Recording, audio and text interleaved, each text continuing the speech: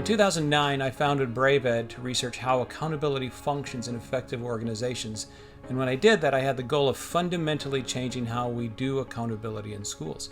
BraveEd is now focused on helping school leaders do just that, put accountability systems into place that focus on what is best for students and the schools that serve them. The most profound thing that really got us going was the idea of not starting with the question of what do we want to measure, but instead, what do we want to accomplish? As a result of federal legislation, every state now insists that schools comply with some percentage of students passing a test, or some percentage of students seeing their test scores rise. But compliance and effectiveness are not the same thing. We make an enormous logical error whenever we confuse effectiveness and compliance. We have done really well within this traditional accountability system, but that system was having what I saw as unintended consequences to our students, for our teachers particularly, and the curriculum shrinkage and the chasing after test scores was there. We were being held accountable for state test scores, but yet we knew that wasn't the whole story.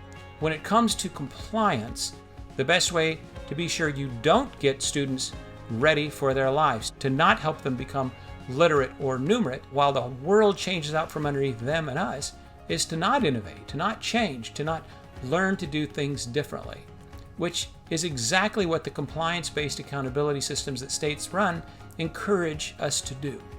We wanted students to graduate and be high performing and all of that, but we were really concerned about the social and mental health of our students. There lacked a sense of holistic approach to student development. At BraveEd, we call the discipline of accountability that we support benefits-based accountability, and we do that to differentiate it from test-based accountability. It's really let us come together, talk about outcomes that matter to our community above and beyond test scores.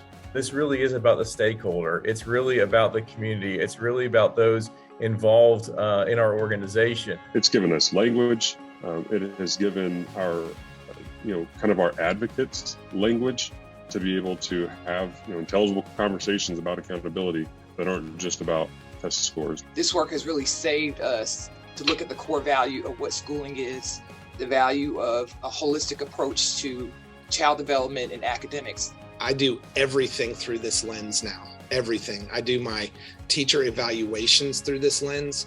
When they come in, it's not about what they were evaluated on, but what do you want to accomplish? We used it from our school choice program, which is students that come from other districts, as a marketing strategy. And I have to deny kids access now to the districts because our seats are full.